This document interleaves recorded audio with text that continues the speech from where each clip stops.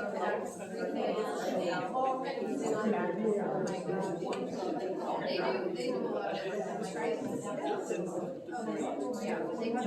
was impressed that you could videotape the town hall in Mills River for such a long time. It's just really Actually, at Mills River, I didn't even use it doesn't seem to burn that much battery power.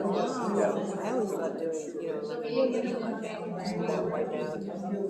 It just all depends upon the battery and how new it is and the capacity and stuff. Actually was kind of surprised. I brought the battery with me at Mills River and never needed it.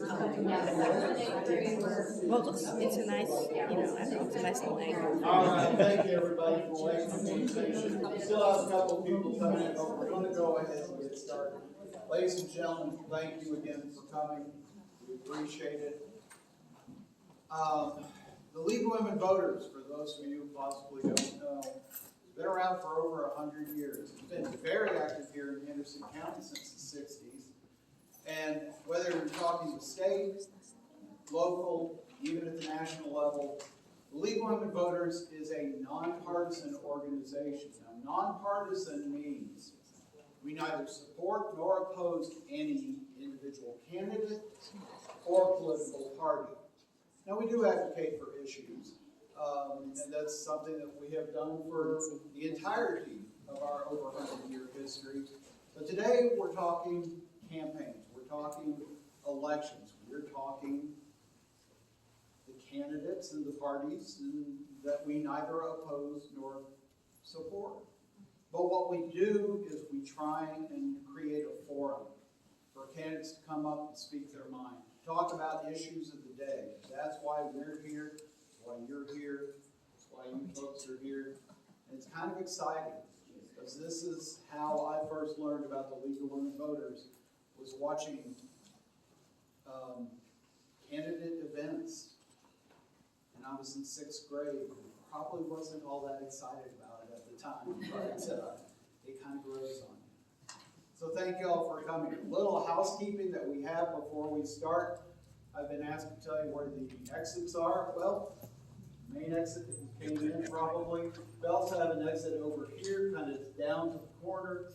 Have an exit over here. The elevator does not work today, but there is a door and a ramp and it will lead you outside. Bathrooms.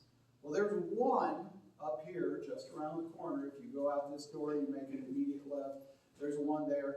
If it's busy or you're in a hurry, I'm told there are bathrooms downstairs. I've also been asked to tell you to ignore the clutter of the church. And thank you so much for letting us come to this beautiful facility. Apparently, the floods made downstairs not quite so beautiful, but all the facilities are working. And if they have questions, we'll collect them. Well, that's another thing. So the forum today, and you'll see how this works, but we're going to be asking questions. But if there's something that we didn't ask about or something you specifically need to know about, if you will reach out, raise your hand, ask Marcella or Judy, and they'll give you a 3x5 card, write out your question, give it back to them. We might edit those questions a little bit for a brevity, clarity, and also odds are if something you all were interested in, they all might be interested in the same thing. So we might reword things just a little bit. All right. So we have a number of candidates here. We do have one candidate who wrote into us, and that is Leslie Carey. And I'm going to read part of a statement that she gave us. And while that is not traditionally how we conduct business at a forum, these are trying times for everyone, and the league decided as a whole that it would be appropriate in this case. And I think it'll be explained as I read part of this statement. And this is a statement from Leslie Carey, candidate for Henderson County Board of Education. Thank you, League of Women Voters, for hosting a forum so our community can make a more informed choice of representative for our public schools. Regrettably, I am unable to attend the forum as planned. We lost our home and belongings in the hurricane. And while we have gratefully found a place to live in for the time being, we are under a time crunch to transition our remaining possessions and all that goes along with moving. So that is why she is not here today, but we will hear from her virtually through the statement as appropriate. So again, my thanks. Without much further ado, I'm going to hand it over to our Master of Ceremonies, our host for the day, Paul Goebel. Paul? Good afternoon, everyone. Once again, it is the pleasure of the Henderson County League of Women Voters to sponsor a candidate forum on behalf of the voters of Henderson County. The forum today is for those candidates running for the seat on the Henderson County School Board. The Henderson County School Board has 7 members. They are elected for 4-year terms. Their job is to set policy for the school system of Henderson County, and then secondly, to enforce that policy. They employ over 1,500 teachers, teach over 13,000 students, and have a large number of other support personnel. They implement a budget that exceeds $204 million a year. Currently, the state of North Carolina ranks 48th per pupil spending in the United States and 50 per education funding in the United States, and is 23% below the national average in teacher salary. There are 8 candidates running. As you see, there are 6 here today. You will vote for 4 of those. And as Ernie just mentioned, one of them, I will read a little bit more of her letter explaining her positions, which we thought was a reasonable thing to do under these rather difficult circumstances. The format for our forum is as follows. Each candidate will have an opportunity to speak first on a question and last. Responses are limited to 2 minutes. We expect the candidates to stop speaking when the timer seated right in front holds up the stop sign. So, having said all that, let's get down to business. And the first question, which is Robert Bridges will lead off, is simply, please introduce yourself.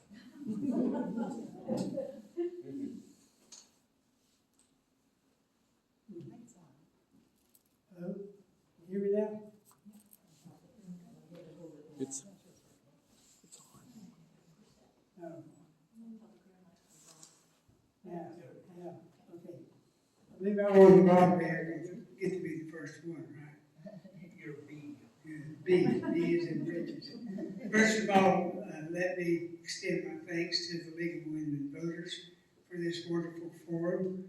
I think it's a great opportunity for you all to have us, all candidates, except the 2 that are missing here, to let our voices be heard about our school board. I'm an incumbent school member. I've been on the board now for 4 years and seeking re-election. Now, a little bit about myself. My family have been involved in education throughout my lifetime. My father was a professor. My mother was a homemaker. All my other sisters were teachers. My wife was a teacher at Dana School for 35 years in the same school. I began teaching at Dana Elementary School, and from there I went to Rugby, teaching the academically gifted and talented students. After a stay there, I went to East Flat Rock Junior High as assistant principal for about 10 years, and I ended up my career at East Henderson High School in the guidance department, working with college-bound seniors. I'm thrilled to be here this evening or today, and I look forward to serving again on the school board. It's a wonderful, wonderful opportunity, and we're in a wonderful, wonderful county. Thank you so much.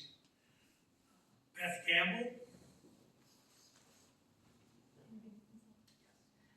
Hi, my name is Beth Campbell, and I am running for school board. First of all, thank you for having us all here today. and to everybody for everything I've seen over the last couple of weeks after the storm happened. Whether you lost your home or whether your home was fine, everybody was impacted in some way, shape, or form in Western North Carolina, and it's just been incredible to see communities coming together and churches coming together, no matter who you are, who you vote for, where you stand on what. Everybody just came together in the midst of all this and still are.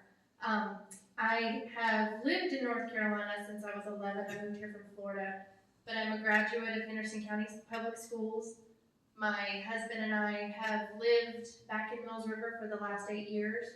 We spent 10 years in Back Cave before we came back to this area. And we have 3 daughters, 17, 11, and 7. So I have a high schooler about to graduate, a middle schooler, and an elementary school. And I've been able to spend a lot of time in each of their schools, working with them, working with PTO groups, working with parents, working with teachers, volunteering, and getting a chance to see what's going on in our schools and what our school board does to help with all of the guidance throughout our school district. Henderson County has worked very diligently the last couple of weeks since the storm to take care of Henderson County families. Our school board and the administration have done a phenomenal job. So I am looking forward to being a part of that and working with our students, working with teachers, and working with the board to help make Henderson County the best place for public education it can possibly be. Amy Holt. Good afternoon. Thank you for having me. My name is Amy Lynn Holt. I'm going to tell you a little bit about me. I was born originally in Kittery, Maine, and then I moved from there. My dad was in the military, so we moved down to Homestead, Florida, and that's where I lived until I was 23, and then in 97 we moved up here and made Hendersonville our home. I've been married to my high school sweetheart for 31 years. We have 4 children. Kyle is 29, Christian is 25, Connor is getting ready to turn 21 in 2 weeks. And then we have our boss, Aaliyah Faith. She is 12. She keeps us all going where we need to be. We're blessed with 3 granddaughters right now. Elle is 7, Charlotte Grace is 20 months, and then Aurora is 3 months old. For work, I do community outreach, and I'm the major gifts officers at Champion Comfort Experts. And I was a small business owner in the community for 17 years. I was on the Henderson County Board of Public Education for 12, previous vice chair and past chair as well. I'm on the board of directors for United Way, and for United Way I'm also the executive board, and I'm the secretary on that. I'm a member of Advent Health's Horizons group, and I'm the chair of the Henderson County Early Childhood Task Force. We try to combat daycare issues and child care issues in our community. I'm on the board for the Hope Coalition, and I'm on the DSS board, and I'm also on the Child Protective Services team and the Child Fatality team. Thank you. Mary Ellen Custon. Thank you. Good afternoon, and thank you for the opportunity to join this forum. As mentioned, my name is Mary Ellen Custon, and I was blessed to attend nationally ranked public schools in South Carolina in the 1990s. And at that point, we looked to North Carolina as a beacon of hope and light for public education, in high quality education in the South, if not the whole nation. And as Mr. Gopal said, we have been slipping in the ranks since then. And it's no accident. There has been a systematic defunding of our public schools from our state legislatures. And I stand with parents and teachers who want to make Henderson County an education leader in North Carolina and in the South again. I'm ready to put my master's degree in public policy to good use for families and children in our community. And I am an active volunteer in local elementary schools where my husband and I gladly send our 2 children. He's also elsewhere in our district as a school psychologist. And I am proud of the schools in our district who have achieved national blue ribbon status before. And I am eager to make sure all children in our county have access to that level of education. My day job is with the United Way of Henderson County, where I'm the program director. And I've quasi-joked recently that it's become a day, night, and weekend job since Helene. And I echo what Beth was saying, that it is powerful and beautiful to see the community come together. I'm sorry that it had to happen this way, but in helping to lead, organize all the volunteers that are at the distribution center and working with the county and working with other nonprofits and seeing our schools be the hubs and hope and feeding people that they've been, they deserve all of our support, as do our kids that are there day in and day out. Thank you. Rhonda Mountain. Hi, my name is Rhonda Mountain. I'm a mom of 3. All 3 of them graduated from public school, as did I. And my son's 38. I have a 35-year-old and a 19-year-old. So my youngest has special needs. I was a special needs coordinator for 12 years. So I would go into the schools and lead the individualized education plan meetings to make sure that kids with special needs had the same opportunity as children without special needs. I was an advocate for them, and it's probably my most favorite job ever. I also worked for the New York State court system for 12 years as a chief clerk, so I have a lot of budgeting experience. I was in charge of criminal, traffic, civil, and drug treatment court and the security budgets for that court. So I think I could bring some budgeting experience into that, because what I'm seeing and why I'm running is that our schools here are failing. And if our public schools fail, our communities fail. Those teachers that are in there teaching our future need more money and they need more resources. They shouldn't have to be taking money out of their own pocket to supply students. It's just sad. You know, we need to stand up and fight for the people that are teaching our future, because without that, our community will fail. And we've all seen our community come together through this hurricane. It's been amazing. I've been at the distribution center volunteering, and I was overwhelmed by the amount of people that were there helping, the amount of supplies that were donated, the National Guard that was on ground. It just would be so sad to watch Hendersonville fail because our public schools are grossly underfunded. So that's why I'm running, and you know, I really want to be on the school board. I want to be a strong advocate for our teachers, for our students, and for our support staff. My daughter, my 19-year-old, is special needs, as I said, and we didn't know if she was going to get through school or not. She made it because of the support of her teachers and all of the extra support that she was given in public school. We didn't know if she'd be able to go to college. And I'm happy to report that she is a freshman at Western Carolina University now. And that is because of her public school education and the supports that she has had. So my name is Rhonda Mountain, and I hope you'll vote for me for school board. Thank you. Josh Williams. Good afternoon. Thank you all for having me here today. My name is Josh Williams. I am a native here of Hendersonville. I'm a graduate of Henderson County Public School Systems. After graduation, I enlisted for 4 years in the Navy, active duty. After that, I enlisted for 5 more years in the Army Reserves. I do have a fourth grade student within Henderson County Public Schools, so I do get to see firsthand the issues that they face in the classroom. I am actively involved in the community as well. A parent volunteer at the Boys and Girls Club with this Cub Scouts troop. I am the chairman of the DEI board here in the city of Hendersonville. I'm also the chairman of the finance team at my church. I'm also a local business owner, J. Williams Financial Service. And again, I do see the needs that are needed in the classroom, as the struggles that they have as far as tutoring, and I also, being a member of the DEI board, I feel that empathy is needed as well, the education of cultural biases, because that is really needed within Henderson County Public Schools. Again, thank you all for having me, and I look forward to working with you all.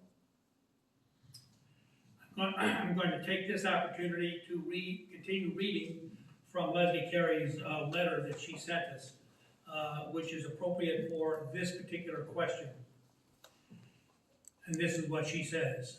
My decision to run was based on a response after listening to parents and teachers alike, saying they do not feel supported in our schools right now, and I want to make a difference in changing that. I am a mom to 4 boys, married to a retired Army combat veteran, a small business owner, former PTA president, chair of the Cell Phone Project, a nonprofit organization that serves Western North Carolina, along with being an organizer and volunteer in our community. As a graduate of one of the top high schools in the country, Glenbrook High School North, I've seen how public tax dollars can benefit a community when schools are the priority. However, it was my experience as a PTA president that really pulled the curtain back and taught me what it takes for a school to be successful and how to be creative working within a strict budget, along with meeting the needs of not only administrators and educators, but also custodial and cafeteria staff. I understand listening to many voices and not playing into identity politics, but rather making choices based on the needs of a community. Moving to our second question. Who should determine what books belong on shelves in our school libraries? Beth Campbell, you will begin. Thank you. So I get asked all the time by people, how do I feel about this whole book banning situation? And there's not a book banning problem in our schools. The issues arose when we realized that in our public schools, we had quite a few books that were very sexually explicit. And I can say that because I took the time to read through some of these books and read the passages that were brought up as questionable. And if you cannot sit in a school board meeting and read a certain book and an excerpt from that book that goes into sexually explicit detail, then our students shouldn't be reading it either. Books do have a rating system on them, just like movies do. And if they're not age appropriate, then they don't need to be in those libraries. But our libraries are vital to our students. Books are an essential part of education all across the board. I think it is a shame that most of our Henderson County public schools don't actually teach out of books anymore. Most of our students learn everything on their computers and their Chromebooks, and we pay hundreds of thousands of dollars for programs for them to learn from, and I think that's a shame. So I think when we're talking about books, there's a much bigger conversation, but we need books in our school. We need stories, we need adventure, we need excitement, we need novels, we need all kinds of stuff in our schools for our children to read, but it should be age appropriate, and if there's things in there that go into explicit detail about things that are not something that they need to be reading in their schools, put them in the public library, that's fine. But I think that our schools can have a group on our district that can go through those. And when questions arise, we can go through that and we can look at that and make sure that what our kids are reading is appropriate. Amy Holt. I also believe that parents need to be the ones making decisions about what's appropriate for their child to read. I don't believe that there needs to be books that are inappropriate for children in our school libraries. If a parent wants a certain book and wanted their child to have that, they have access to our free library system, which is phenomenal, that they can go in and get such books. So I believe the responsibility lies within the central office, the administrators, and the school board that oversees them to make decisions on which books are inappropriate or not inappropriate for children. And the voters then have the direct ability to either support the candidates that are elected or not support them if the general public feels like they're not making the right decisions.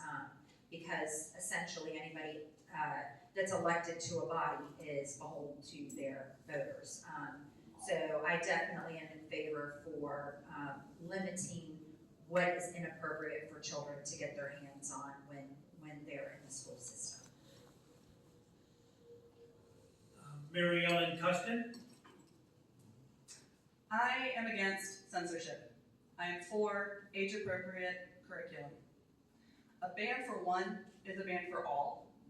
And if we start taking away books, it is a slippery slope. At what point do we stop giving access to information? At what point do we appreciate that a kid needs to see themselves and their life and their trauma reflected in the historical books they read, in the fiction they read? And if there is a parent or a caregiver who does not want a child to read a book, that is fine. Do not have your child read that book. But we run a dangerous game when we start taking books away from kids. Rhonda Mountain. Well, Mary Ellen and I are on the same page. I think banning books is censorship, and I'm not sure where it's gonna stop, and that scares me. I understand that some parents may not want certain books read, and that's okay. Make that decision for your child. That's the right of a parent. But my right as a parent is also to choose the books that my kids read. So if you're just banning across the board To Kill a Mockingbird, for instance, which is very relevant today, actually, you're taking away the opportunity for kids to learn about our history. What I feel is happening is there's a lot of whitewashing going on. They don't want our kids to know that this country has a dark past. And what that does, it then lets history repeat itself. We need to educate our kids through historical novels, be it fiction or our history books. We cannot ban books across the board. Let the parents make that choice. Josh Williams. I believe that parents should have the input on what books are read in school and what the kids should choose, but it also should be based upon age appropriate. And also, as it was mentioned, I don't believe that there should be a censorship either. Also, as it was mentioned, that they learn from the internet or whatnot, that is not a censorship, and they have access to everything on the internet. So it should be age-based, and the input should be more of the parents versus anything else. Robert Bridges. I'm in agreement with Beth and Amy and Hope.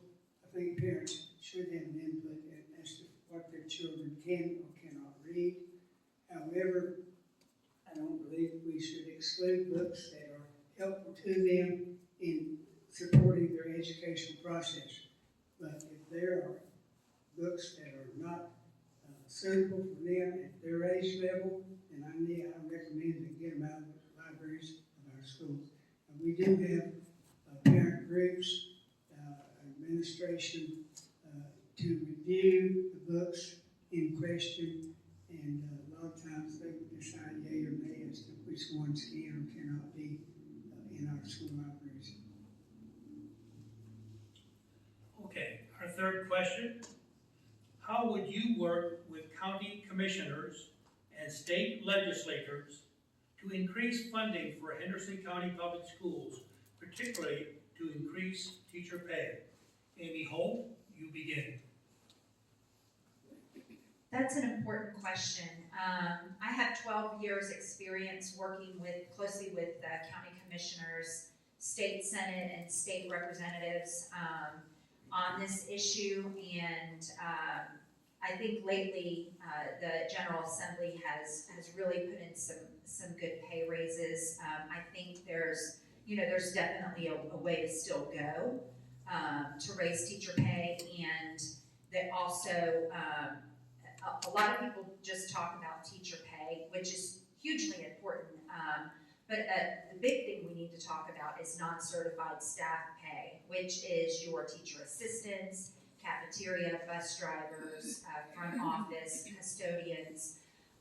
Their pay is not nearly high enough. Some of them starting $13 an hour, and you can go find a job at Chick-fil-A making, $19 an hour, just, taking orders and giving food to people. These people directly have an impact on our children and the future of our country. So I think it is very important, and I think in my track record, I've proven by how well I've worked with our elected officials on how to bridge that gap and get more funding for public education. Mary Ellen Custon? So as many of y'all know, I'm sure, from being active and caring about our school system, 60% of our school budget comes from Raleigh. And we have a budget surplus, or we did before they opened up the floodgates for vouchers to private schools where they no longer have an income requirement. So I have, as a mom and a private citizen, advocated to Raleigh. I've sent resolution drafts to our esteemed school board requesting that they advocate stronger to come together and actually put their voice to Raleigh as a body, as well as meet with other school boards in the area to request, to make fill the voice, make it stronger, ask for our tax dollars back. Because what happens is when we underfund our schools and we want Henderson County to succeed, it falls more squarely on our shoulders as local taxpayers to make up that difference. And geographically, we are squeezed between Buncombe County that pays their educators and staff more, and South Carolina. And y'all grew up in South Carolina. It pains me to say that you can go down 26, go down 25, and get paid for a master's degree in education at a premium, and you cannot here. So you can live here, work there, be paid better. That is embarrassing, frankly. So we need to band together beyond just being citizens, but school board members, local school boards, advocate to Raleigh, as well as appreciating that the pay raises that they've given recently have not kept up with inflation. It's not a gift, it is still a pay cut, and we need to help them understand that investing in our communities is through schools. And we have to have our schools fully funded if we expect our workforce and our economy to succeed in the future. Rhonda Mountain? Well, I agree on that as well. I believe that our teachers are grossly underpaid, and we need to have strong voices that are going to advocate for them in Raleigh. The voucher program is literally taking your taxpayers' dollars and giving it to the wealthy. They took away the income requirement. When that program was initially started, it was to help low-income families have the option to go to private school.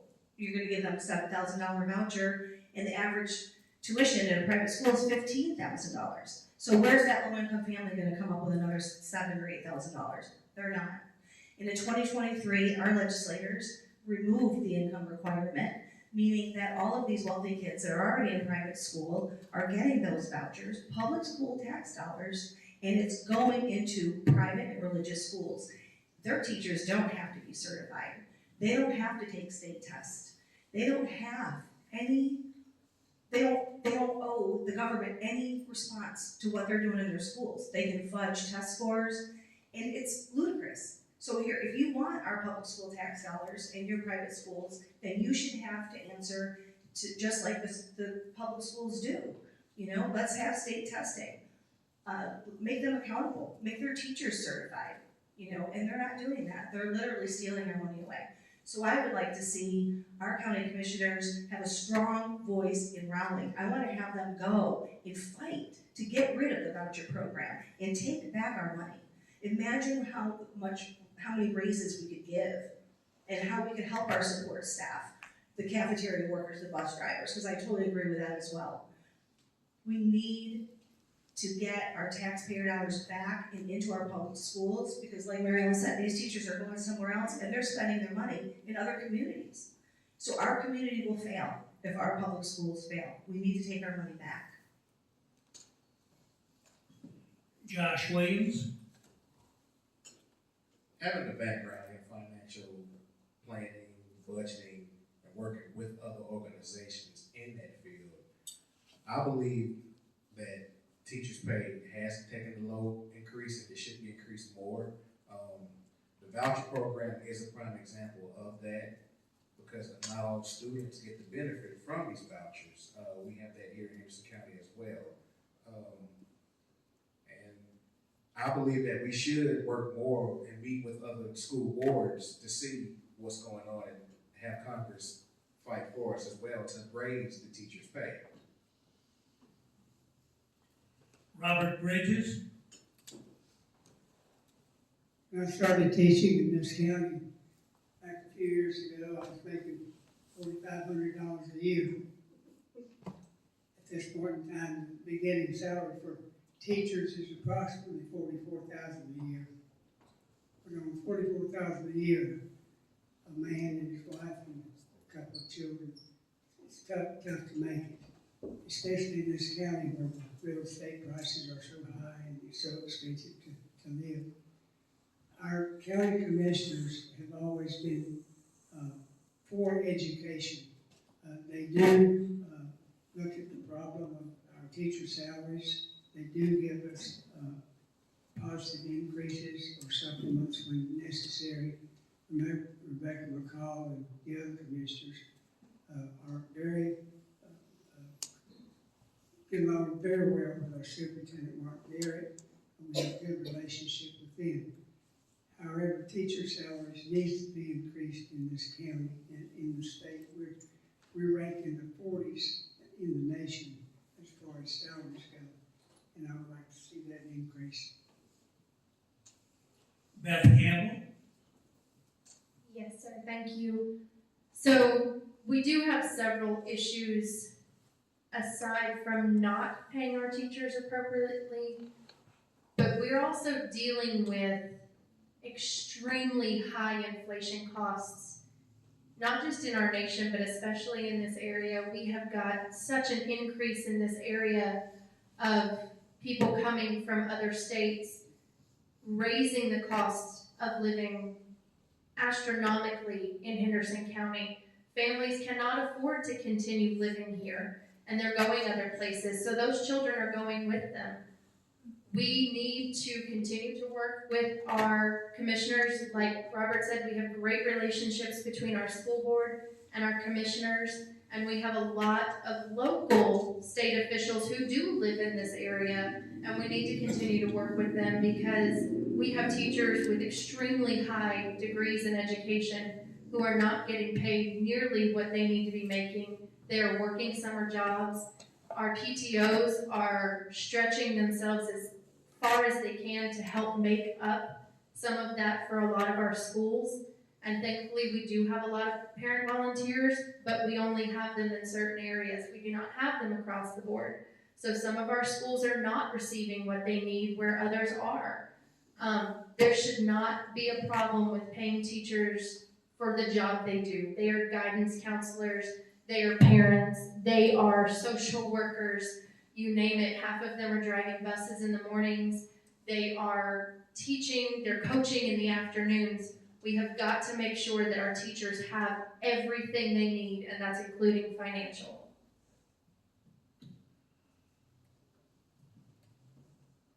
The fourth question.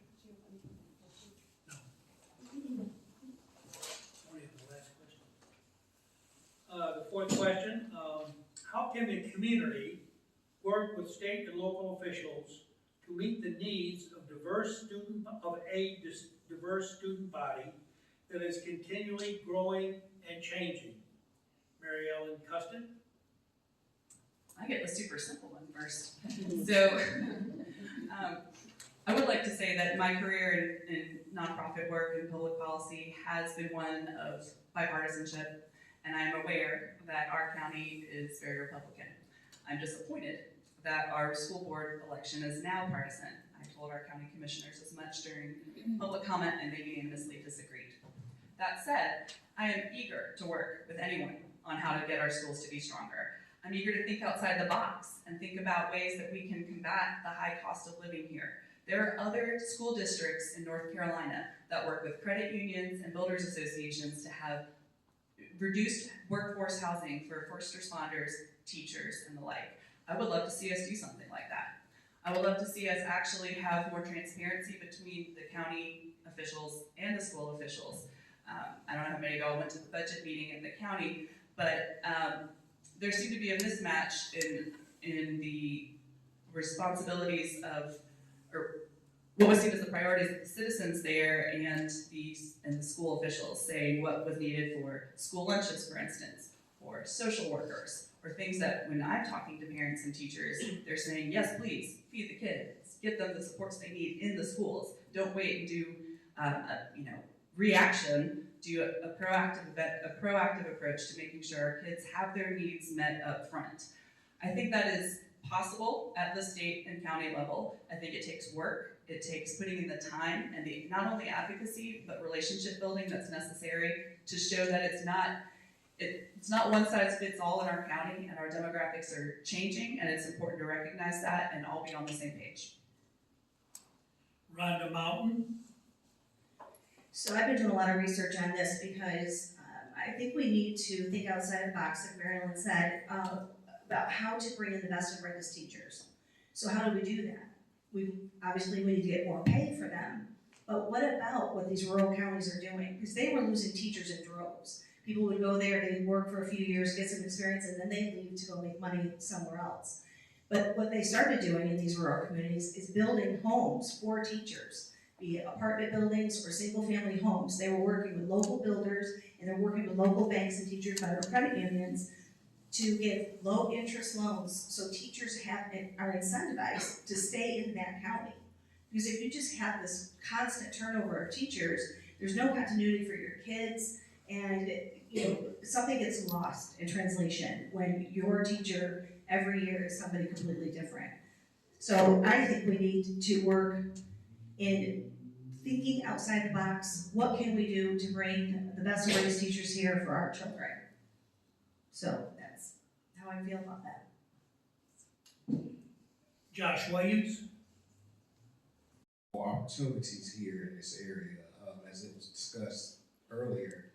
Teachers, they don't stay here because of the pay, and there's not really a lot of opportunity here for them. So the community can get involved by hosting programs such as lower housing, better opportunities to get them to stay, because that is, in fact, a problem here, where teachers are leaving to go elsewhere for higher pay. And that's just how I feel about it. Robert Bridges. Would you get up every morning at 5:30 and drive the school bus for $13 an hour? Make about maybe $15 or $20 that morning, and maybe $15 or $20 that afternoon. I'm in agreement with Amy Lynn Holt as far as paying these people what they deserve. My student staff, custodians, bus drivers, they need more pay too. I'm also in agreement with this Mary Ellen about it's a shame that we had to declare a party this year. We're in this together. We're a family in Henderson County, whether you're Republican, Democrat, or unaffiliated. We're here for the children of this county and for their benefit. So I just wish that whoever you vote for, please take into consideration the children and their needs, because that's what we're working for. That's who we're working for, them. Not you as parents, but we're working for our future of our children. Thank you. Beth Campbell. So, as you said, getting up and driving a school bus and being there first thing in the morning and making $13 an hour, my 17-year-old does that baking cakes at the grocery store. So, you tell me where we have a problem. These bus drivers are literally holding these children's lives in their hands every single day, and they have zero means of discipline. They have zero ways of upholding anything, because unfortunately we do have a generation of kids who've lost a lot of respect for their officials in charge. And we have to make sure that whatever we do, whoever we are voting for, whatever we're accomplishing, that at the heart and soul of all of it is focused on these children, is focused on their families. They are our future generation. They are our future leaders. They are the future of who's going to be sitting up here talking, who's going to be sitting out here listening. And if we don't set the best examples for them and take care of the people that are educating them, that are leading and guiding them every single day, because these teachers are. And if you haven't sat in a classroom and volunteered in a while, I would encourage you to do so, because just in the last 20 years, since I sat in one of those seats in a school, the lack of discipline that a lot of these kids deal with at home has led into their classrooms. There is a lot of disrespect for teachers. They don't have a lot of control over what they can do. The red tape is so thick, and they are dealing with so much on a daily basis. They need every ounce of support. They should not have to be begging for stuff to supply their classroom. They should have everything they need. They should be able to afford to live in where they want to live. They should be able to afford to put their children in programs after school, be able to do the things they need to do along with all of our others. Amy Holt, Can you repeat what the question was? I'd be glad to. How can the community work with state and local officials to meet the needs of a diverse student body that is continually growing and changing? I think that that answer is probably pretty simple. Sadly, it doesn't get done nearly enough. You have to be an advocate for the students in our county. You have to talk to everybody that is elected and making decisions on behalf of these children. At the local level, your voice is going to be the strongest. You see these people in the grocery store, at the doctor's office, etc. And I know it's cliche. Well, just send an email or just make a call to your congressman or your state senator. But it really, the quote is so true, squeaky wheel gets the grease. It really does. The more they are hearing from their community and their people who are directly electing them to make these decisions, the more that decision is going to weigh on their mind. So I would just implore the community that in areas that you want to get involved in, to please reach out to these elected officials and advocate on behalf of these students. Okay, this question will be a little simpler to follow. What role should religion play in public education? Rhonda Martin, you begin. Mountain, excuse me. Pardon me. I don't think religion has a place in public education. I don't think that the 10 Commandments should be posted. What you're doing is creating segregation. Are you going to be teaching the Jewish religion? Are you going to be teaching Muslims and Hindus as well? Or are you just focusing on Christians? By doing that, you're forcing your beliefs on our children. And maybe at home, they believe something different. So, this country was founded on separation of church and state. And I think we need to make sure we keep it like that. One of the things that my husband and I were talking about this, and wouldn't it be great if you actually had a class, like a semester, where you taught all the different religions? Because then you could educate the kids about everything, about being Muslim, about being Hindu, about being Jewish, and about being a Christian. But you just put your Christian values in the school. And mind you, I'm a Christian. I just don't believe that that's correct. I think it has no place in our public schools whatsoever. Josh Williams. I have mixed feelings about that question. No religion shouldn't be forced in the school system at all, which is why prayer was taken out of school. But at the same time, how can you teach history class about different cultures without talking about religion? Like when they go to history and they learn about Judaism and stuff like that, you have to put religion, it ties into religion. So I do have very mixed feelings about that. It shouldn't be the center of attention, but how do you get around that without talking about it in discussion in the classroom as they learn in the curriculum as far as the units they have to learn? Robert Bridges. Years ago, when I first started teaching, we said the Pledge of Allegiance in every classroom and every morning. Maybe a prayer, a silent prayer. I would like to see prayer brought back into the school in some form or another. Maybe a silent prayer. think this country needs prayer, whether it be vocal or in our hearts. As far as our country goes, I think we're losing the values of our country every day. And I would like to see the Pledge of Allegiance again back in our schools, in our classrooms. Thank you. Beth Campbell? So, as a Christian, it is my job as a Christian to not just say, I'm a Christian, but I don't believe this. I am a Christian, and I do believe in Christian values, and I do believe that our founding fathers built this nation on that very principle of understanding morals and values.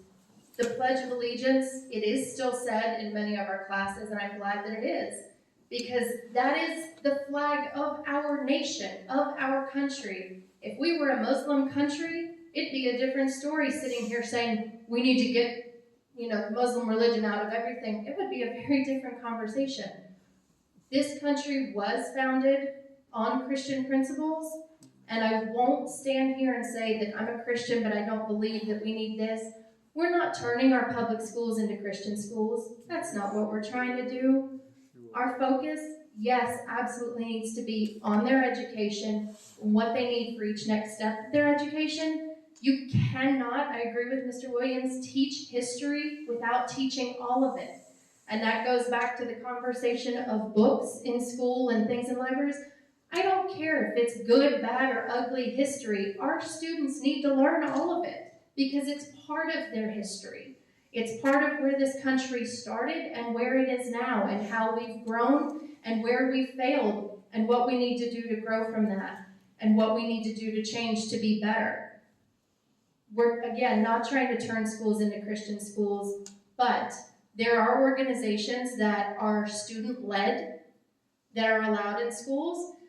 There are organizations, teachers aren't in there trying to teach our students how to be good Christians. That's not what they're focusing on. They're trying to teach them their education.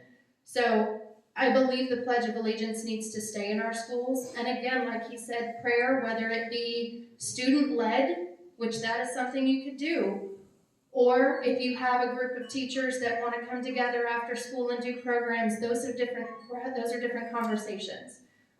We cannot turn our backs, even if we're Christians, but we believe different things, on where we stand on that. Amy Holt? Yes, I'm also a Christian, and I definitely, start my day with God and believe that He is at the forefront of everything. I do like the idea of a silent prayer because, this is America, and we have other students that are Hindu or, other religions, and if it's a silent prayer, then they can take that time to reflect on what they need to reflect on. I definitely would like to see silent prayer brought back into schools. They're doing it at the Board of Education at every meeting now, and I think it's a great idea. Mary Ellen Custon? Thank you. I want to go back to appreciating that our schools are a community hub. I know when I was in school, there were meet me at the flagpole, prayer breakfasts. So to use the grounds with groups outside of the learning time, I think is appropriate. If people want to get together and pray on our campus when school is not in session, enjoy. I also agree that a silent prayer is appropriate, or a moment of silence is appropriate. I'm confused with how we're talking about the Pledge of Allegiance conflated with prayer. I want to just point out that the phrase "under God" in the Pledge of Allegiance was inserted in the 50s. My kid says the Pledge of Allegiance in English and Spanish every morning at his school and loves it. I'd also mention that the Bible has some racy passages. So having the Bible in our library, cool. Having not censoring the Bible, also cool. Same with the Quran, same with any book of any world religion or any philosophy that kids might want to understand. My My child's really gotten into Percy Jackson lately with Greek mythology, thanks to learning a little Greek mythology in a second grade class. And I think that's wonderful. I think that's thinking outside the box. I don't think that's religion.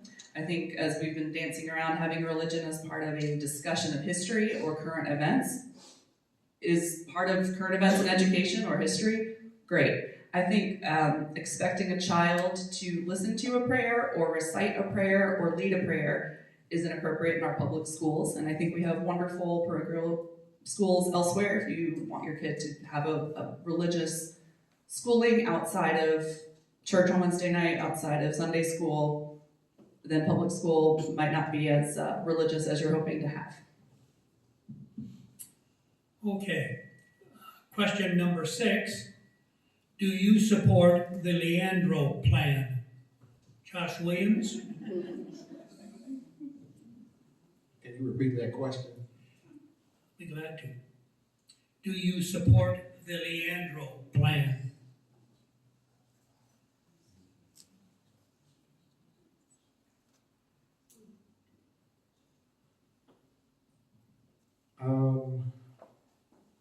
That's kind of a hard question, considering it talks about the child's constitutional rights.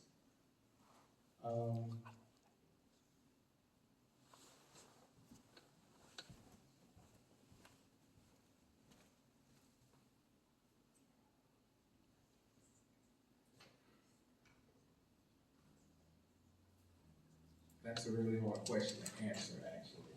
It is.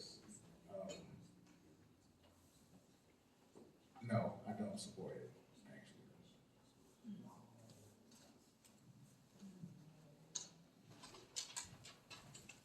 Robert Bridges? I knew this would come up, so I did a little research. The Leandro case originated from Robeson County,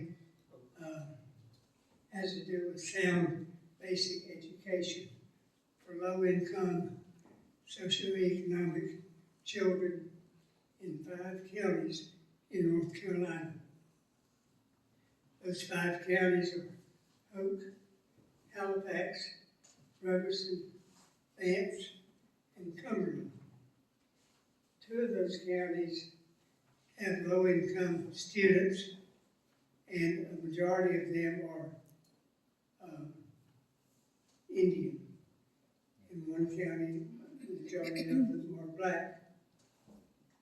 The budget for the Leandro case, which is still going on, and has gone on for a number of years, has to do with the budget for these counties in North Carolina Teaching Fellows. Now, if you're not aware of North Carolina Teaching Fellows program, this was a program several years ago where a student, if he or she decided to go to a 4-year college or institution and major in education and teach for 4 years, they were granted free tuition for 4 years. The only way they had to pay that back is to teach in North Carolina for 4 years. Also, the North Carolina Teaching Principals Fellows Program is very similar to that. There's also a pre-K program that was going to be funded with that, and the Smart Start program. Bottom line is, the word is inequity. Evidently, the Leandro case found that these students in these counties were not being treated fairly and were not getting an equal education.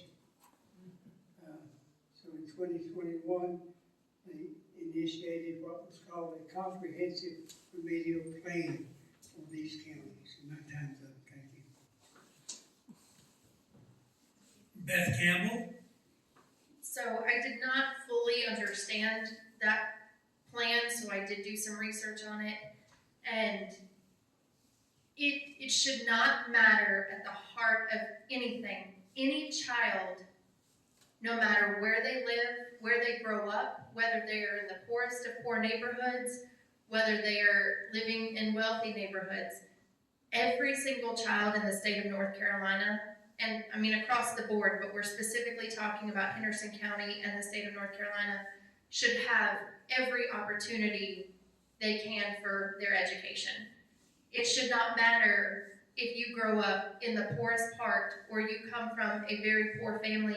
Children are not responsible for where they're born, for where they're born into, for who their parents are, for what kind of situations. We have kids across this district, even in some of our more wealthier areas, that come from very terrible home lives, very terrible situations. It should not matter where a child comes from, what color their skin is, what they believe in, who their family is or who their family isn't. Every child should have every opportunity for the best quality education, especially in Henderson County, that we can give them. There should be no exception. Now, some kids are going to need more help in certain areas. They are going to need the help of social workers and guidance counselors that some other kids are not going to need. Those resources need to be available. We have got to make sure that every child graduates through Henderson County Public Schools, has every opportunity that they can to move on with wherever they want to go to college, whatever job they want to have, whatever career they choose, and we need to make sure that we make that happen for every single student. Amy Holt. The Leandro case has been going on for many, many years. They've already been ordered to pay out the money, and it's not happened. It just keeps getting kicked down the road. I'm definitely supportive of that funding being released. I don't know how many are aware of our demographics. It's over 50% of our kids in Henderson County Public Schools are free and reduced, in the poor section. We do not get any funding for low income in our county. And the reason why, I'm going to give you a little bit of a history lesson, is that our county commissioners keep enough of a fund balance and keep our taxes low, so we don't qualify for that additional funding when our kid population is actually a lot higher than in some places with low income children. So that extra funding for that is very important.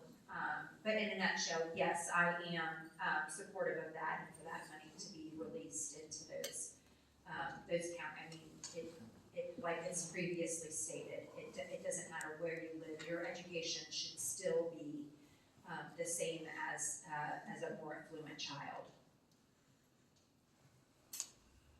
Mary Ellen Custon. Yes, I support the Leander plan. We've got some history. I know Mr. Bridges ran out of time with explaining some of the history, but in more recent years, after the state legislature was required to pay out money through this remedial plan called the Leander plan, they refused. The North Carolina Supreme Court said, all right, because our Constitution, the North Carolina Constitution, guarantees every kid a sound basic education, you have to make sure they have the resources to do that. It did start in a few communities, now it's statewide, and our legislators chose not to, and our budget held on to a budget surplus, refused to fully fund our public schools, and then waited until our Supreme Court shifted and that they could rehear it and not actually be held accountable. I think that's wrong. I think the discussion of we need to fund our counselors and our social workers and our support staff could easily be solved if we put more pressure on our state legislators and said, hey, pay up, make our schools fully funded, especially before you start giving money out to private schools where the demand pales in comparison to the supply of people who want to go to private schools, especially in rural places. We don't have a lot of private schools. So I'm absolutely in favor of fully funding our public schools through the Leander plan. I forget what the numbers are, I had them 2 years ago, but we in Henderson County would receive hundreds of thousands of dollars in our schools as soon as that plan were fulfilled. And so we should absolutely continue to advocate for that. Rhonda Mountain. Okay, so this is going back to 1994, the Leandro case. There were 5 counties, 5 rural counties, Hope, Halifax, Cumberland, Robertson, and Vance that sued the state of North Carolina because they were not getting fully funded public education for their students. That money was going to wealthier communities. And so they sued the state, and they won. And that money has been held up since 1994. It was affirmed twice by the state Supreme Court, yet our legislators are still refusing to release that money to the tune of $780 million, okay? That's a lot of money. That's money. That's a raise for every teacher in this state. That's a raise for every support staff in this state. I mean, think what we could do with that amount of money, you know? And our state constitution guarantees a sound and basic education beginning in early childhood for all children, whether they're low income or they're the wealthiest. So imagine if we got that voucher program canceled and we had those hundreds of millions of dollars and we got the Leandro money released, maybe we wouldn't be ranked in the 40s for our public education right now. It is shameful. It's embarrassing. I looked up some stats today. We're actually 35th in student success. We're 44th in school quality, and we are 38th in student safety in North Carolina. That is deplorable. We need that Leandro money. I 100% support the Leandro money, and let's get it done. Okay, question number 7. What are your top priorities for improving pre-K education in Henderson County?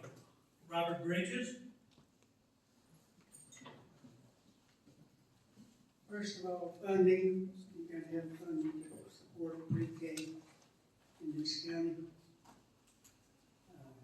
I think it's important to the parents of Henderson County and the other counties in North Carolina to support pre-K and have their child eligible for education in pre-K school. Beth Campbell?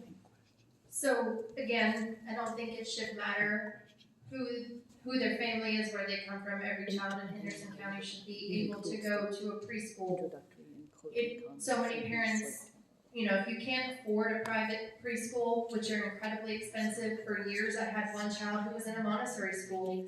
At the time in our lives, we were able to afford it, and she was able to go to that school for 2 years, and she got an exceptional education for the first couple years of her life. But you're talking about spending $800 a month on private school for younger kids. That's not acceptable.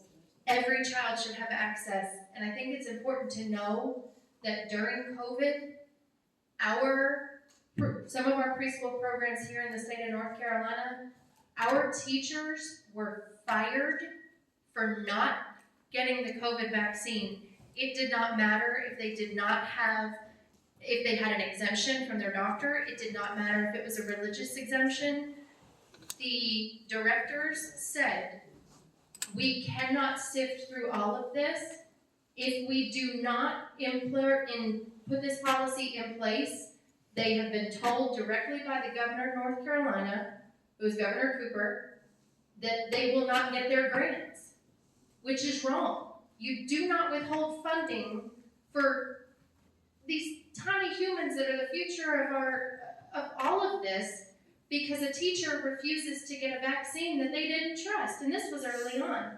So it does not matter where they come from, who they are. Every child in Henderson County should have access to a quality preschool program with quality teachers, because I promise you, if you are a preschool teacher, you do not teach preschool unless you love these children and you love what you do. And it takes incredible people to do that. Amy Holt?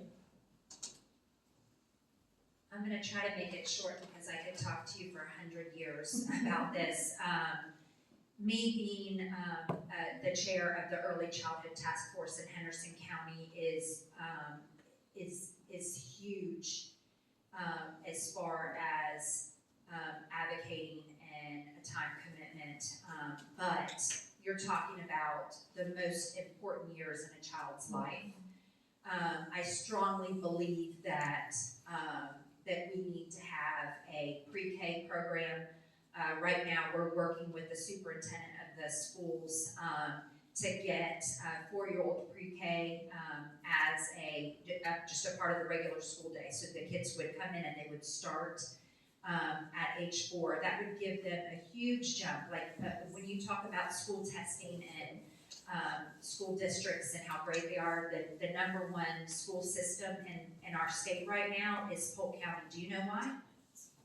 Because they have a pre-K program. They're getting those kids a year early, and they're teaching them, and so that the kids don't have to go there. If you're a parent and you want to send your child to First United Methodist Preschool, like, you can do that. But if you don't have the funding to do that, there is a pre-K program, and it gives the kids a leg up and makes them so much stronger throughout their whole schooling career. We need to secure funding. We need to secure state funding and local funding to help us do this. So that's the first priority. I've been working on that plan for over a year now, trying to get that done. It's really important to our children to get that implemented. Mary Colston? I'm thrilled that there's finally a political appetite to prioritize pre-K. Yes, our neighbors in Polk County have been reaping the benefits for decades since they implemented universal pre-K in the 90s.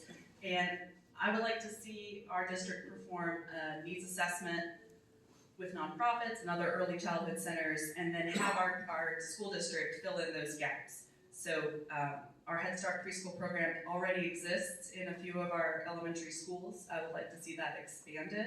We could do it thoughtfully again with a partnership between nonprofit, existing Smart Start programs, and learning best practices, since many districts in North Carolina and elsewhere have actually already implemented universal pre-K. So thrilled to work with the Early Childhood Task Force, thrilled to work with the superintendent. And this, as it very much should be, is a nonpartisan issue, so let's do it. Rhonda Mountain? Okay, so it always comes down to funding, right? So we got to work with our local community, our state, and our federal government. It's proven statistically that a child that has pre-K goes on to be a successful student. It prepares them for kindergarten, it gets them ready to learn, it helps them socially. So every child should get, I think, free preschool and free pre-K, but definitely free pre-K. We were able to afford to send our children to a pre-K because we, in New York, did not have it. It wasn't free. We could afford it, and there was a tremendous difference in the way my son and daughter tested into kindergarten than the students that didn't have pre-K. You know, I mean, they were on the cusp of reading by the time they got to kindergarten. So pre-K is essential. Again, we're building our future with our kids, so let's put our money into our future. Josh Williams? I agree that there shouldn't be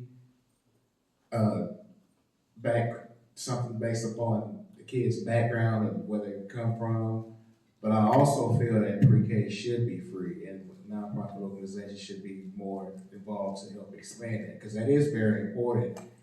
There shouldn't be a voucher program because the child has already failed by the time they get to kindergarten based upon them not having enough funds to fund pre-K. Question number 8. Do you think immunizations should be mandatory? And if so, what exceptions should be permitted? Beth Campbell. Thank you. For those that don't know, my background is in healthcare. I do currently work in healthcare, and I have since high school. I do not believe, if you had asked me this question 20 years ago or 18 years ago when my oldest daughter was born, absolutely. I thought, I listened to our doctors and we did all the things that we were told we were supposed to do and followed all the rules and got all the shots and did all the things. Over the last 18 years, especially since COVID, the more and more research that I have personally done, and I mean real research digging in, I have learned more and more about the dangers of certain vaccines over others. We cannot expect parents, and I can tell you, because I do currently work in healthcare, parents do not trust the vaccines that are coming out now, even vaccines that these kids have been getting for decades, because they don't know what's in them anymore. The healthcare system, as far as pharmaceuticals, has turned into more of making money than it has become about actually helping people. And I work with people every day, and if you ask 9 out of 10 pharmacists, they would tell you that themselves they will not get these vaccines because they do not trust them. They know what's in them, and they don't trust them. It should not be something that is forced on students. Parents should be able to decide what they put into their child's bodies. There is more and more research every day coming out about the dangers of childhood vaccines and what they are causing to children. The long-term effects of some of these vaccines are unbelievable, and childhood illnesses that are coming from these vaccines are getting worse and worse every day. Amy Holt. So I believe when we as a country, elected officials, start to mandate what people must do with their children, there's a danger there. I personally have vaccinated all my children. They've never had problems with them. I realize that there's a lot of research out there that some other children have. I'm not a health professional, so I don't know the answer to that. But I do believe that it's a parent's right to make a decision on their child and whether they want them to have vaccines or not. So I would say that I would not agree with that. I'm not comfortable telling a parent that they must do something with their child. While I support it, and I feel like it was important for my children to be vaccinated against all your typical, polio and MMR, etc. I don't feel comfortable telling another parent what they must do with their. Mary Ellen Custon. I agree with how we do it now. I think we should ask parents to vaccinate their children and produce the records, and if they need an exemption for religious or medical reason, they are welcome to submit one. I want to point out that measles are on the rise. We had this nipped in the bud back when my parents were growing up, and it's alarming to me that I have to be worried about my kids contracting a fatal disease when we have the medicine to stop it. I'm not requiring parents. I think that it should be the default, and if you have an exemption, go ahead and file it. To Beth's point on private schools being required to vaccinate, that underscores the difference between private and public schools. So private schools are allowed to discriminate. They're allowed to turn your kid away based on needs, religion, race, if they don't like your parents, or make their teachers vaccinate. We don't require that either. We suggest it, and if you have an exemption, you can file that. But the default is in favor of public health. We've all lived through a traumatic pandemic, and to appreciate that when we're in a public health emergency or a crisis, we need to do all we can to give people the information clearly and research-based so that we can get as many on board on the same page that it is in everyone's interest to combat diseases. And, sorry, I'm a little worked up. Let's keep it as it is, y'all. Let's go ahead and get people to submit their vaccine records. They need an exemption to do so. Rhonda Mountain. Okay, I believe in vaccinations. All of my kids were vaccinated fully, as was I, and seeing these diseases that were literally eradicated years ago because of these vaccinations coming back and possibly putting my children at risk or my grandchildren, it infuriates me. If you don't want to vaccinate your child, that's fine. That's your personal right. But are you exposing other children to these diseases that have already been eradicated? So I feel if you're in a public school, let's keep our kids vaccinated. And if you don't want to vaccinate your child and you do file waiver, that's fine. But it scares me. I don't want our kids getting measles and mumps and polio. These things were eradicated and now they're coming back. So let's keep our kids vaccinated in public schools. And if you don't want to vaccinate your kid and you can't get a waiver, then put them in a private school where you can basically do whatever you want. But don't make my kid vulnerable. Like my youngest daughter has spina bifida, and if she got measles, it would probably kill her. So, I'm sorry, but I do believe in, the basic vaccinations that have been proven for decades. Josh Williams? I believe that we should keep the immunization requirement the way that it is to keep our kids safe in the schools and so that we don't have another pandemic scare. As we saw and have experienced, that didn't work as far as the kid going back and forth. So they should have the immunization requirement. The parents should have the discretion, but again, as Mrs. Martin said, they can go to a private school. So they definitely should have the immunization record within public schools. Robert Bridges? I think immunizations must be left up to the parent and the primary care physician. Okay, question number 9. Do you think cell phones should be banned in schools? Amy Holt? This is a difficult question for me. When I think of it as a mother of a middle school kid, I think about, oh my gosh, what if we're one of those cities that you read about in the news where a school shooter came in and shot up the school, and the thought of my child that is in that room and I have a line of communication to her and know whether she's okay or not okay really weighs on my heart. But I feel like cell phones are distracting. They really don't have a place in school.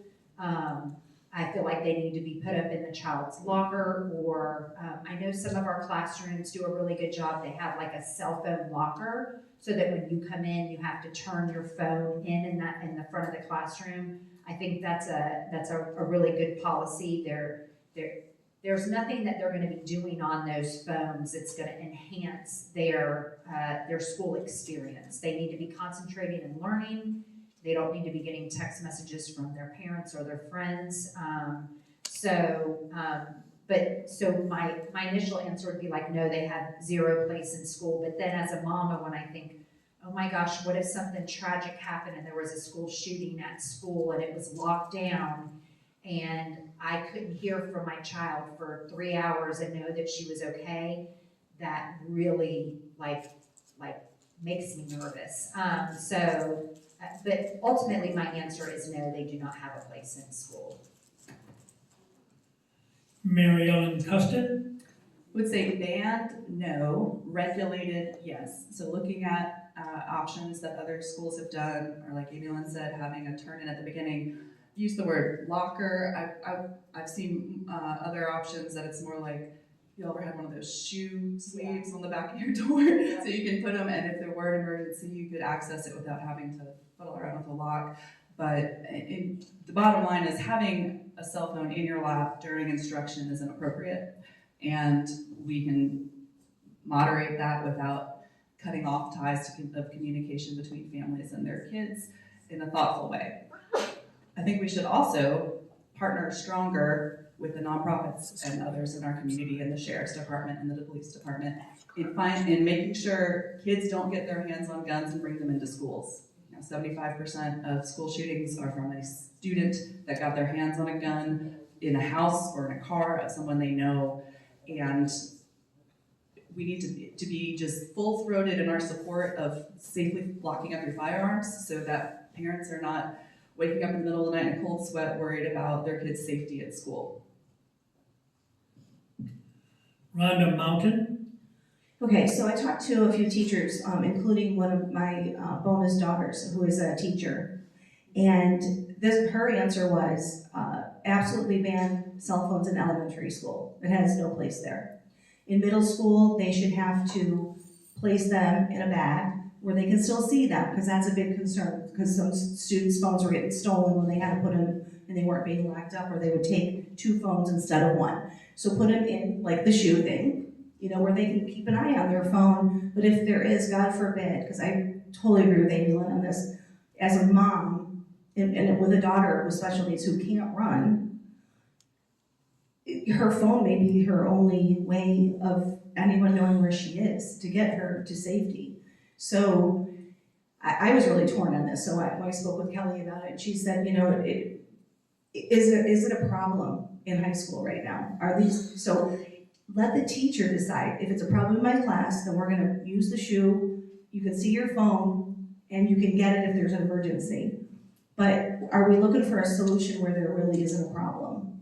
So, these are young adults, and they don't need their phone on their lap in class. I totally agree with that. But I don't think banning them is the answer. Josh Williams? I don't think that cell phones should be completely banned, but there should be some regulations. We do live in a time now where social media is their biggest platform, and that creates problems such as bullying, instigating things, and such.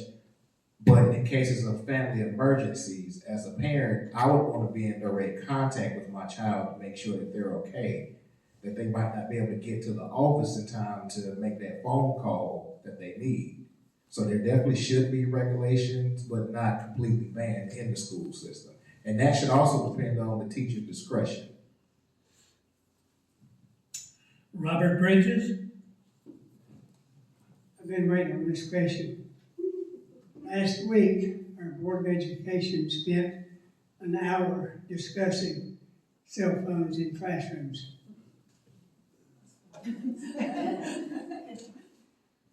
I can't say a whole lot what went on in the meeting, but I will say that our superintendent and our principals are looking at this very seriously. They are considering not having cell phones in the classroom during instructional time. Later on, I'd say by the start of the second semester of this year, they will come down with some mandates in regard to cell phones in the classroom. And as was mentioned in our meeting, whatever rules they come up with, they have to be consistent throughout the 23 schools in our county. Our schools are safe. I know last year board members visit one school each month. Last month, a year ago, it took me 10 minutes to get in Bruce Drysdale School, and I'm a board member. I didn't know which button to punch or what, but every school is safe. If you go to a school now and try to get in, it's not an easy task. You have to identify yourself. But as far as cell phones go, they'll be coming out probably in the second semester with the administrators getting together, coming down with a plan as to, if you have a cell phone, what's the punishment going to be, the first, second, and third punishment. So just be looking for that later on, after December. Beth Campbell? So I would just like to clarify on that last question. It was not private schools that teachers were fired from their jobs for not being vaccinated. It was WCCA, which is a Henderson County preschool program, not a private education. So those teachers were fired from Henderson County schools because of that. But as far as cell phones, we had a stabbing at West Henderson High School. My teenager was on her way down the hallway when the sheriff's officers went running past her. Before she could even make it out of the school, those students were turned around and sent back to their classrooms. So my daughter, who normally leaves West and goes to rugby to pick her sister up and then come home, which is a 30-minute process, they weren't home for 2.5 hours. Had she not had her phone on her, I would not know what's going on. My 6th grader at rugby no sooner made it out the door, going to where they sit and wait for parents, then another student walked past her and said, "Did you hear somebody got stabbed to death at West?" And of course you can imagine how that game of telephone ensued after that. But the problem came the next day when the school did not take every single student in that school and sit them down in the gym and have a conversation with every student in that school, because parents weren't notified for hours until after what happened. They did not sit down and discuss it with their kids. They did not say, "This is something that happened, we are dealing with it, this is why there's 3 dozen police officers in our school." Some of these students had no idea what had happened, and it turned into someone was shot to death. Another student in the hallway was telling students that someone had a gun at school. It created a lot of problems. And that day, dozens and dozens of students from West Henderson called their parents to go home because they didn't feel safe, because nobody really knew what was going on. It was a really rough day.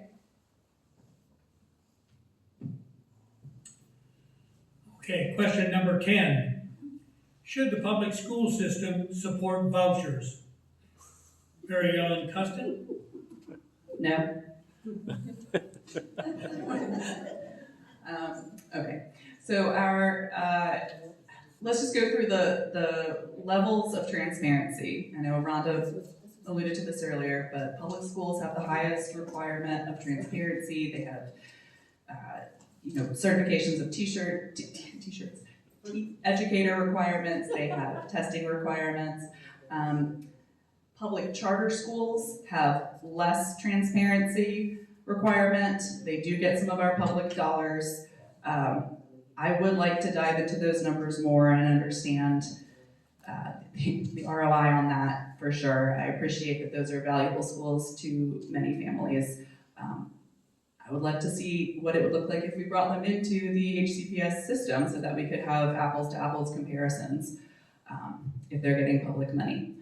And as mentioned previously, no, I don't think we should be giving public dollars to private schools with the lowest level of transparency and oversight, with their definitions of graduation, their definitions of what an educator is. If you're gonna get tax dollars, you have to be accountable to the taxpayers, and that comes with that transparency and oversight. And so vouchers should not be made with public money. Rhonda Mountain? I absolutely am 1,000% against the voucher program. They're literally taking our public school tax dollars and giving it to wealthy kids so they can go to private school. Again, that's not held accountable to any state standard whatsoever. We're talking hundreds of millions of dollars every year, and it's not going to our low-income students. Those are your public school tax dollars. You should be furious that they are literally stealing from our public schools and giving it to the wealthy. That's what's happening in this state. South Carolina just got rid of their voucher program. Yeah, so if South Carolina can do it, we can do it too. We just need to start calling our representatives and screaming at the top of our lungs and saying, "Give us back our money and fully fund our public schools." Josh Williams? I am also against the voucher program. I do feel like this is a part of the reason why teachers are not paid the way that they should be, because these are our tax dollars and they should be brought back into the school system. Robert Bridges? I don't agree with the voucher program either. Most of your private schools are religious based. Most of their teachers are not, don't have to be certified. So we're spending a lot of money, giving a lot of money away on these private schools where we could be giving it to our public schools and education. So I disagree with the voucher program also. Beth Campbell? So no, I don't believe that public education dollars need to be going to private schools. Private schools, they are funded through their tuitions. And obviously, if you cannot afford to send your child to a private school, they don't go to a private school. Now, if you're talking about charter schools, I think the only exceptions should be if we have a student in Henderson County who is not thriving in Henderson County Public School, if there is not a program that meets their need, if they are not able to succeed where they are, and if they're not, we need to look at why and fix that. But I think that should be a case-by-case basis, and I don't believe that we have that many that is becoming this big giant issue with charter schools.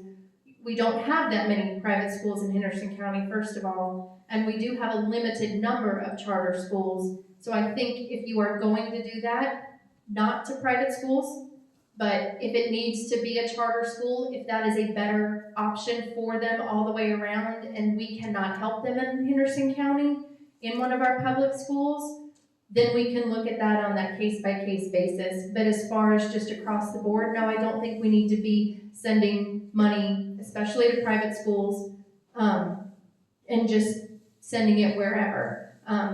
On occasion, you do have that child who, for whatever reason, cannot thrive because our classroom sizes are larger, there are more students in our classes. Charter schools do have significantly smaller classes. They do have, and a lot of times, more one-on-one basis with students. So if that is a need that arises, I think we can look at that again on a case-by-case basis and make that determination from there. Amy Holt. Okay, so I am supportive of the tax dollar following the child. So essentially that would mean that, yes, I'm in support of vouchers. There's several steps to look through here, and I'm going to explain my reasoning to you. It is from our state budget is this year is $105 million. If you divide that by 13,000, there's a little less than 13,000 school system, your ADM, your average daily child that comes to school here, that's about $8,000 a kid. So we receive monies from the state at about $8,000 per kid in Henderson County Public Schools. The voucher money that's following the child is to the tune of $7,000. So essentially, if that was my kid and it's going to a private school, what they're doing is they're not saying, okay, you have $105 million this year, and then there's 50 kids that want to go to a private school, and they're taking that money away from the $105 million. They're simply giving the parent the tax dollars, so it's not being taken away from the public school system. The public school didn't have the ADM, didn't have that child registered there anyway.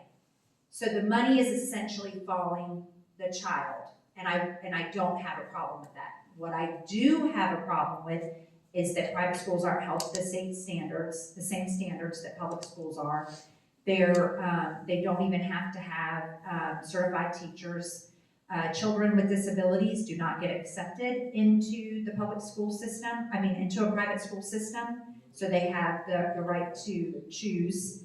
That is very problematic for some of these children that have disabilities and need to be in a different environment. So those are the reasons why I do not like that program.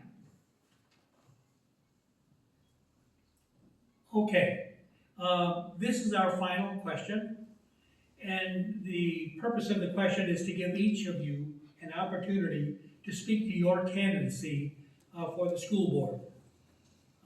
And we will begin with Mary Ellen Custon. Quick clarification, this is our 1 minute closing. This will be 2 minutes. Okay. And this is your closing. This is my last thing I'm allowed to say. And this is whatever you want to say on your behalf. Okay, cool. On your own behalf. Got it, thank you. Okay, before I do that, I'll use a little bit of my time just to expand on something Amy Lynn just said, which is you can take your voucher right now, take the tax dollars can follow you, enroll your child with disabilities into a private school. They can take that money, cash the check, and kick your kid out. And that money doesn't come back to the public school. And my husband, who is a school psychologist, deals with a lot of the kickback and sees it day in and day out that it is not, they're not getting their needs met. Granted, we don't have that many because we don't have that many private schools, but it is, we don't want more of that in this county. Okay. I want to let y'all know that I am running to make sure that kids have the support they need, whether it's lunch or breakfast or teacher assistants or social workers. I mentioned I've spent my career in the nonprofit sector, working across party lines and perspectives to find common ground. I think in this political environment, that is more important than ever, and I am excited to help heal. I'm ready to do what it takes to bring people of all stripes together to make Henderson County a leader in public education. And I'd be happy to discuss any school-related issues with any of you more. You can find videos and news clips and all of my contact information on my web address, maryellenforhcps.com. I would be honored to earn your vote. I have studied up on this, and anything I don't know, I'm excited to study up more. I'm excited to learn more from parents and teachers and administrators. And for our children, for our schools, and for our future, I urge you to vote Mary Ellen Custon. Thank you. Rhonda Mountain. So as a 6-term PTA president and coaching girls softball for 12 years and leading the highest fundraiser for 2 years of Spring Carnival at my kids' elementary school, I was heavily involved in our public schools. And then we adopted our youngest, and we decided that she was from China, so she needed a special reading program. She needed the Orton Gillingham program. We found a private school that accepted her, and then a year later, they decided that they wanted to become this national charter school, and they kicked her out. They did exactly what Mary Ellen said. They took our $15,000 and they said, see ya. Any kid that had an IEP, an individualized education plan, or a 504 plan, or if they were ADD or OCD, they were kicked out of private school. Okay, that's fine, because we put her in public schools and she soared. So, lesson learned. Public schools are great. I decided to run because I did some research myself, and this goes back to 22, was the earliest I could find. Per pupil in America, each child gets $15,047 tax dollars per year for their education. In North Carolina, they get $11,651, making us 48th in this nation. North Carolina, in America, spends less of its gross state product on public education. That's deplorable. We need strong advocates on our school board that can go to our representatives, to our council members, and fight for our public schools. I really hope that I get elected so I can be a strong advocate for our teachers, our support staff, and our students. And I do have experience doing that, so I would appreciate your vote. I believe that banning books is censorship. I think all hungry kids can't learn, so I believe in free breakfast and lunch for all. And I think our public school tax dollars need to go back to our public schools. Thank you. Josh Williams. So as I mentioned earlier, I do have a child, a 4th grade student in Henderson County Public Schools. I have had the opportunity to sit in on his classrooms during previous years, and I have seen struggles that a lot of kids do face. Before he was born, I was a parent volunteer at the time and helping. I was assigned certain students and helping them with their homework and seeing firsthand some of the things that they go through. So it's not that kids don't respect teachers. They have a lot going on within their home lives, and they bring that to the school, and they don't really have a lot of support. I also feel that there is a need for education for cultural biases, because not everybody is aware, but there are a lot of issues within Henderson County Public Schools that deal with racism and cultural biases, where it is brought to the administrative staff and it seems to be swept under the rug, and it continues to happen. We just had an incident before the storm at Rugby Middle School. A kid, I saw it on social media, and it was on the Hendersonville page. One of the kids was calling all of the black children the N-word, and it was brought to that attention, and nothing was done about it. Along with other incidents, I think at East Henderson, I saw on somebody's Facebook page where the child was biracial and they were being picked on, and it was brought to the school board, and that was to be continued. That was due to the storm, but that's still an issue that we have within Henderson County Public School Systems. And I feel that that could be something that we need to do better on, and that's one of the reasons as to why I am running for school board. Robert Bridges? Having been associated with the Henderson County Schools for over 30 years, it's been a pleasure and an honor to serve this county. I wouldn't pick to live anywhere else. This is a great place to live, a great place to raise your children, and I invite you, if you would like to visit any school in this county, call the school, make an appointment, and they will be more than happy to show you around. Our schools are excellent. They may not be ranked as high as we would like them to be, but you walk in any classroom in this county, and those teachers are well prepared, and they are dedicated people to serve our children of this county. Beth Campbell? So as a mom of three, my oldest was in middle school during COVID and missed those vital years and has spent all of her high school years working with the other students to catch up to be ready to graduate and seeing the struggles that they have had to go through.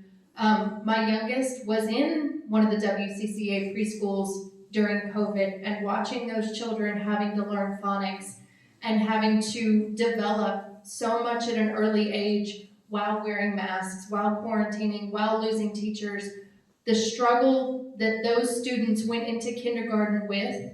Now, thankfully, Mills River Elementary has their kindergarten program where they bring these kids in before school starts and they give them a week of kindergarten and let them see how things are. And I think that is an incredible program that needs to continue with all of our schools. My middle school daughter now, she struggled during COVID. I actually had to take her out and homeschool her for 2 years because just the in and out, the ups and downs, all the struggles that COVID came with it wasn't working for her. And she was able to go back for 5th grade and she was able to thrive and she's doing fantastic. But I would love to see every child in Henderson County eat for free, no matter who they are.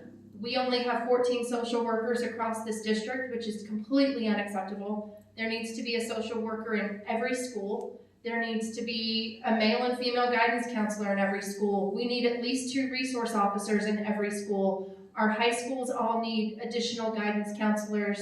All of these kids leaving for college. We need every school funded. I want to make sure that every student has every opportunity that they can for every next step of their education, and we can make Henderson County the place to send our kids for public education, and they can thrive. And total transparency between the school board, parents, teachers, all of it. And Amy Holt?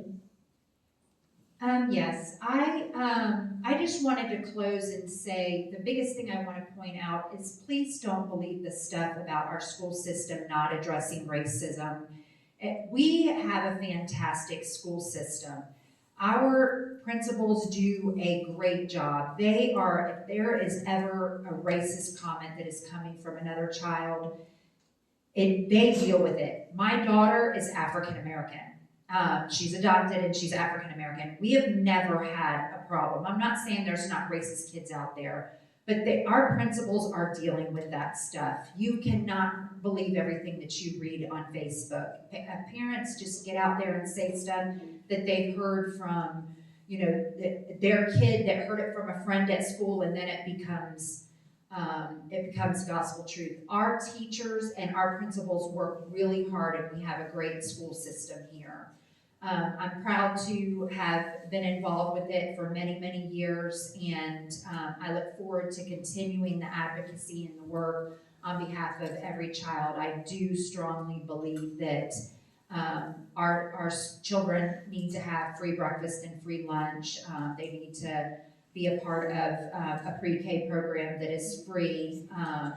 I really want to stress how gifted our school system is, and yeah, there's stuff that definitely they can work on, but we do have a great school system, and I want you guys to to be invited to go out and be a part of it and look at it if you have any questions, and come to school board meetings and be advocates. That's really what's important for our community. Thank you for coming out. Lynn, do we have question and answers? I don't think so, I think they've all been covered. Okay, that concludes, our forum. Oh, yes, thank you very much. Okay, I will conclude then with, the final paragraph in Leslie's, letter she wrote. I believe in the state constitution regarding education. The people have a right to the privilege of education, and it is the only duty of the state to guard and maintain that right. A general and uniform system of free public schools shall be provided throughout the state, wherein equal opportunities shall be provided for all students. I believe in the Department of Education, and I trust our administrators and educators.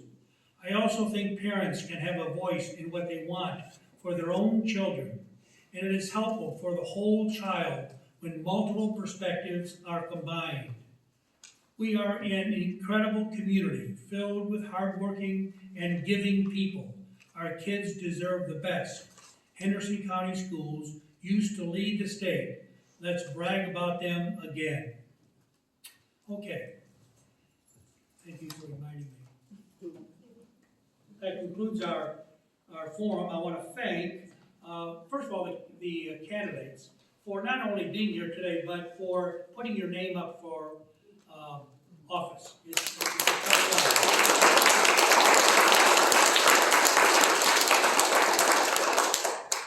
And then for those of you who are fortunate to win, for your willingness to serve. I want to thank Lynn McFarland and her committee for putting on and doing all the work in this life. And thank you for attending.